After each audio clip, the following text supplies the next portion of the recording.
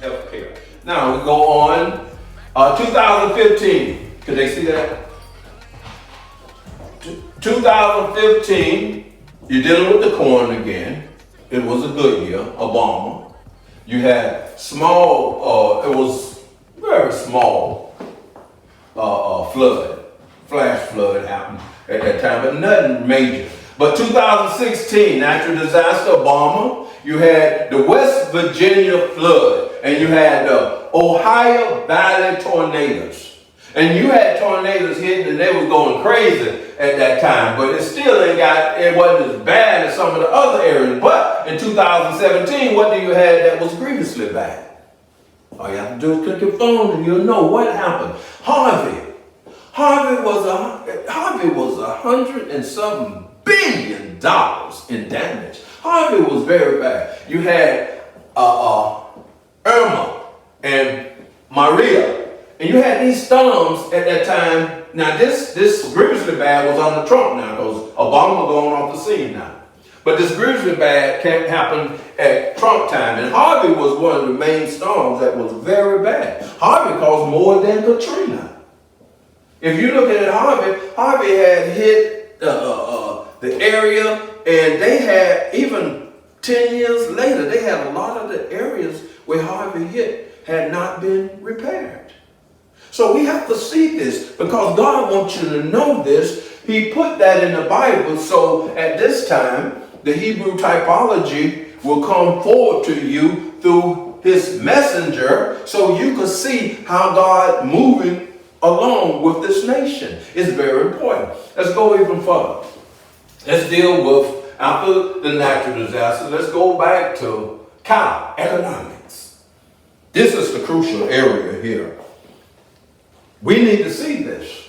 2018 was a good year. Economically, you had the GDP increase 5.2%.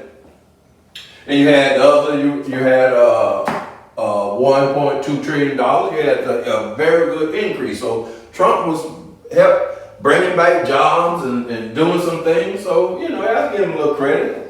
He was saying, best one in the economy, and all that, when we owe them trillions and trillions of dollars.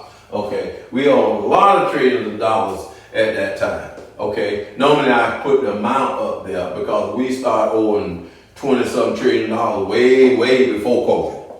Okay, so we have to see that. Okay, now, and next year, 2019 was a bad year. Trump was in power. What did we have? We had bank closures.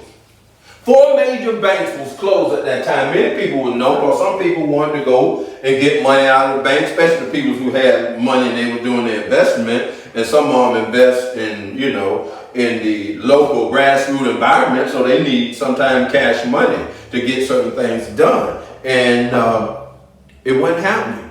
The bank had you to come there, and they had set up an appointment. When you used to get a certain amount of money out the ATM, you couldn't do that any longer. And so it was something else at that time, because see what it was, we were finna go back into a recession/depression. So our government put a rope-a-dope out there.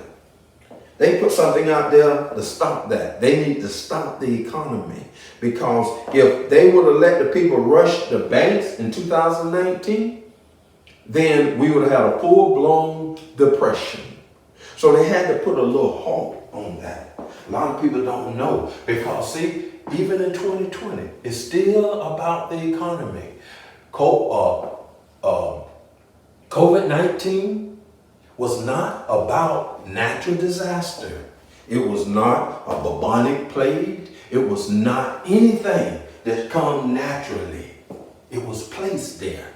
Why? Because it came out of a laboratory, as they say in China. Many people say that COVID was sprayed in the air and put in the water. Now, I have heard some professional people say it, but I don't know. Individuals out there, through time, they will know. So we have to see that. But COVID was a biological weapon that came at the time of counter-terrorist war. And we got to see that. So will this nation have other nations and itself cause problems for its people, health-wise, to stop and slow down the economy so they could have a reset? Questions you must ask yourself. Because I just heard the governor of Florida, Sanchez, what's his name? He got a problem with how the government handled that. And a lot of people was injured in the COVID thing and a lot of stuff going on. These governors waking up. These people's talking to these governors, these top leaders in these states talking to these governors. And they want to sue the United States government. And you got to see this. They want to sue the United States government. You're going to rush a vaccine out there and you don't have no insurance on it. And you force the people to take it, else they'll lose their jobs, etc. No, that's not the American way. That's not the American way, my people. And we need our nation back. We need our nation back. And let's deal with it from that. Let's deal with it from that. Now, when you see COVID, you see the unemployment and the food and housing was rapid. What? Because some people, they didn't have no money. They could not go to work. They had to be quarantined at home. And they didn't have no money. Simple as that. They didn't have no money. So you ain't got no money.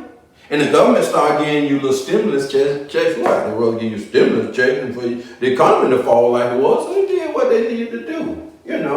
You know, I ain't gonna go too deep in this because when you go so deep in it, they don't like what you're saying, okay? So I'm not gonna do that. But I'm gonna tell you to open your eyes and follow and know what's really going on, okay? Now, I want to take you there to 2020. That's what that part of the lecture was about, taking you to 2020. Now, you seen that in the story that of the king's Pharaoh dreams that Joseph translated that's dealing with America. And we're going to deal with another one that's dealing with America because it's very important to know these things. It's very important to know what this Bible is truly all about. I had wrote this in the first chapter of Judgment of America. And when I wrote in the first chapter of Judgment of America, a scholar came to me at my book signing. And they told me, you know what you did? I said, yeah, I wrote a book, And she asked me very different books, and she introduced herself as Dr. So-and-so at that time. And she said, did something that no other scholar done. I said, well, what? And she said, you took Assyria and America. They said, most people try to take Rome and America and show how it repeat the history. Say, no, you took Assyria and America and you showed how America is repeating the history of Assyria. You need to be pat on the back. So no one have done that. And I said, well, yes, but I was at a book signing and trying to get the attention of the people. But I realized what she said later. No one have done that. And I got it from the initiates put this story under Jesus. So it was just that important for us to know. And what was it talking about? And this is called the America repeating the history of Assyria. You'll find that in Luke 11, chapter 30 verse. For as Jonah was a sign unto the Ninevites, so shall also the Son of Man be to this generation. Now, this Son of Man is the same person that's known up here as the Spirit of Truth that's coming. It's the same person. This Son of Man is coming with the Spirit of Truth. And you're going to see that. It's very important to know this. Okay? Now let's deal with it. Now, if Jesus said that, if the initiate put it under Jesus, and he said that this is the only sign, that means this is an important sign. So most people have taken and thought this was something that's supposed to occur 2,000 years ago. Okay. So they wanted, many people in Christianity or biblical, what they call scholars, wanted to say, apply that to Jesus in the generation of the time that happened 2,000 years ago. Okay. Now, but you got to understand what's going on here. Jesus said many times when the Son of Man come, as the story goes now. The initiate said, Jesus said, as the story goes. I don't want to get into the depths about Jesus right now because I'm trying to show you something. I'm trying to get to a point. I want to show you what the scriptures say. It say this: howbeit, when he, the Spirit of truth, is come, he will guide you into all truth. For he shall not speak of himself, but whatsoever he shall hear thought shall he speak. And he will show you things to come. Thought is Melchizedek. Melchizedek have to be that person's spiritual guide. Melchizedek is my spiritual guide. That's known with his Hebrew Egyptian name, Thought. Okay, he was known as the God of the gods. Okay, one that God himself created to be a savior for mankind. And most people don't know that, and it's written in the scripture. But I don't want to get deep into that right now. I want to stay on this, okay? Now, if you look at Assyria and you look at America, if it's supposed to be a sign, then both nations must have similarities. Both nations must have something in common. And let's see. Let's see Assyria. Assyria has 7 letters in it. Assyria start with an A, end with an A, and have R-I-A near the end. Let's deal with America. Let's deal with the simple things and go to the bigger things. Okay? America has 7 letters that start with an A, end with an A, and have R-I-A near the end of it. That's one of the many identification marks. What else about Assyria? The most powerful nation in the world. Assyria was the most powerful nation in the world. What about America? The most powerful nation. Right now, America is the most powerful nation in the world. Because under Jesus, it said it's a sign. So I must show you a sign where these nations are similar. America is similar to Assyria. You must see that. What about Assyria? A warring aggressive nation. More aggressive than its neighbors. Okay, how about America? Is America a warring, aggressive nation? More aggressive than Mexico? More aggressive than Canada? More aggressive than across the sea? Russia? More aggressive than China? More aggressive than any? America is the most aggressive nation in the entire world. Its military budget surpassed all the other nations. Okay, it spent more money in its military budget than any other nation in the world. It have missiles outside China, just sitting there waiting for China or anybody to make the wrong move. Out there in the islands and stuff like that. It have missiles everywhere. It have missiles outside waiting for Russia to make any unusual move, etc. This is a heck of a nation, my people. You need to start studying about the military-industrial complex. And you'll know a lot of money is spent to protect American interests and the Eurocentric interests all over the world. And you must see this, my people. And that's how Assyria was as well. Okay, Nineveh. Jonah was in the city of Nineveh. What about Nineveh? Nineveh was the oldest city area of America. Okay, that person, the Son of Man, must be in Jacksonville, St. Augustine, which is the oldest city area. The oldest city area of America. Now notice it very carefully. Nineveh in a peninsula. It's in a peninsula area. Okay, if you look at Nineveh, you see how the Tigris and the Euphrates River go.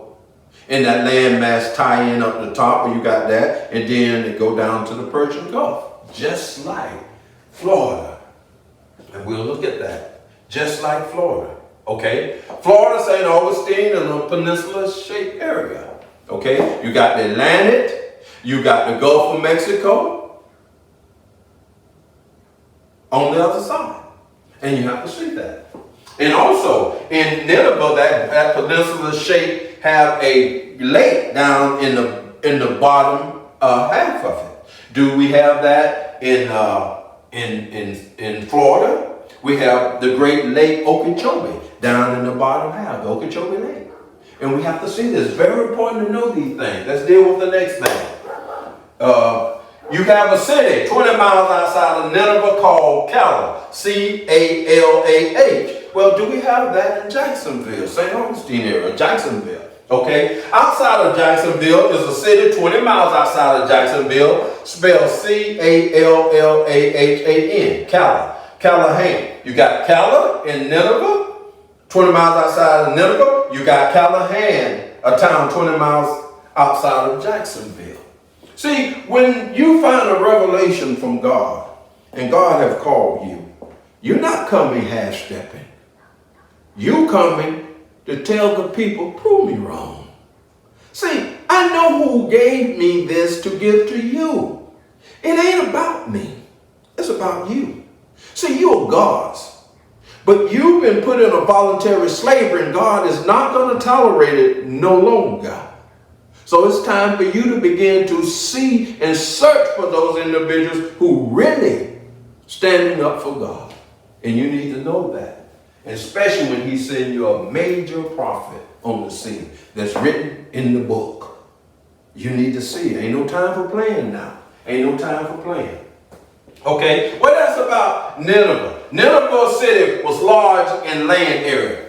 Nineveh was a large city in land area. How about Jacksonville, St. Augustine when we deal with that? Jacksonville, the largest city in America in land area, but at one time Jacksonville was the largest city in the world in land mass. The largest city in the world at one time in land mass, and we need to see that. You had a group of peoples in Nineveh before Assyria became a nation called the Himrods. Okay, do we have a group of peoples in America before America became this superpower it is? Okay, a group of peoples here before America became a nation, and they was the Hebrew Cherokees, what we call the Indians. They had a nation here. The Hebrew Cherokee had a nation that spanned from Florida all the way up beyond the capital and all the way out up the Mississippi River on the east side of Mississippi, all the way to the Ohio River, Tennessee area, and cross back over to the Atlantic. And what happened? In 1830, they found 1820 something. They found gold in Georgia, one of the states. They found gold there. So Jackson decided to take the land from the people. Although the Supreme Court did not want that to happen, Jackson said, well, who's going to enforce it? Because he was also not only the president, he was a military leader at that time. And they had ran the Cherokees out of their houses, and they had to get the teepees. Now, most people on television, they see the Indian and they think the Indian walk around and they just live in teepees. No, the Indian had houses. They had court centers. They had all kind of stuff. Even two-story houses. The Indians, them Hebrews, what William Penn say about these people. When William Penn came here, the Quakers was known as the Friends before they were known as the Quakers. And when he wrote back to the Friends in England, he told them that these peoples, these natives here, that he come in contact with, they walk around like Hebrews on London Street. Now this was William Penn, who Pennsylvania was named after. Even Columbus said that these peoples here, Espanol and all this other place, he said these peoples here is trading with West African coins. And you got to see this. See, people trying to say black folks all came from Africa in the transatlantic slave trade when there was black people, Indians and Hebrews already on this land. But they didn't want you to know that. Because if you know that, then you'll start coming back claiming your land. So they want to keep you in the dark. So they reprogram you, what we call the brain drain. Okay? Social engineering. And they used the Bible to help keep you subservient to them in a voluntary slavery. They use it on their own peoples as well. So you think they ain't use it on you? Oh yeah, they use it on all people. And you got to see that. It's very important to know this stuff. Very important to know that. Okay. Now, Assyria became, okay, also Nineveh fell, Assyrian history closed. Okay. Now, will Jacksonville fall? America fall? Will history close? Okay. Now there's another part to this we must cover. These are just a few things, and there's many things I could go with. Like Nineveh was a neighbor town, and it was a neighbor town. Let's deal with that one. It was a neighbor town. Let's get back into some of this stuff here. Okay, Assyria. Okay. Assyria also was a neighbor town.